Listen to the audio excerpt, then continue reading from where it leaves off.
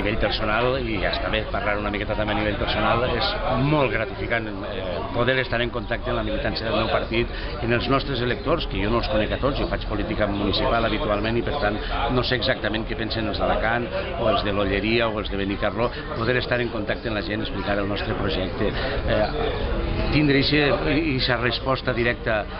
de la gent ha sigut francament molt gratificant. També és molt pesat perquè són moltes hores, és alçar-se molt pront de matí, arribar molt tard a casa i a més una miqueta anhelar al cor, perquè la setmana que ve tinc que ser pare i estaves tot el dia penjat del telèfon i és una manera també una miqueta peculiar de fer la campanya. Però com sé per a lo que estic treballant, jo sempre dic que en política treballes per al futur i per a mi el futur era alguna cosa intangible i ara el futur és la filla que tinc que tindre la setmana que ve, doncs he treballat molt a gust pensant en ella. Què és el que t'han transmès els llauradors i pescadors, que són gent molt sensibilitzada en el que és Europa, no?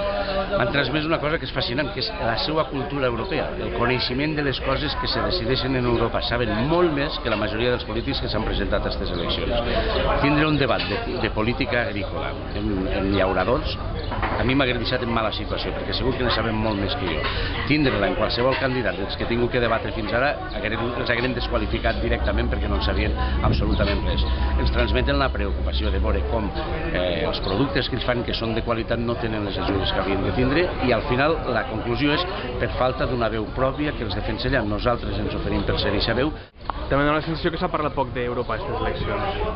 Efectivament s'ha parlat poquíssim d'Europa i a mi me disgusta molt perquè el 70% de les nostres lleis depenen de directives europees. Aleshores, veure com el Partit Popular i el Partit Socialista, que són els principals culpables d'esta paròdia de campanya electoral, han furtat aquest debat a la societat i els han fet creure que no tenia cap importància i que el que s'està debatent és si unes eleccions tenen capacitat per amnistiar un senyor que no paga els seus tratges o si tenen capacitat per a revalidar en el poder central a un senyor que ja va guanyar les eleccions fa un any i que té dret a continuar 3 anys més, no té cap sentit. Ens hi juguem molt en aquestes eleccions a Europa i per alguna raó que ells haurien d'explicar, el Partit Popular i el Partit Socialista no volen que la gent vagi a votar perquè no volen que sàpiguen que ens estem jugant el futur.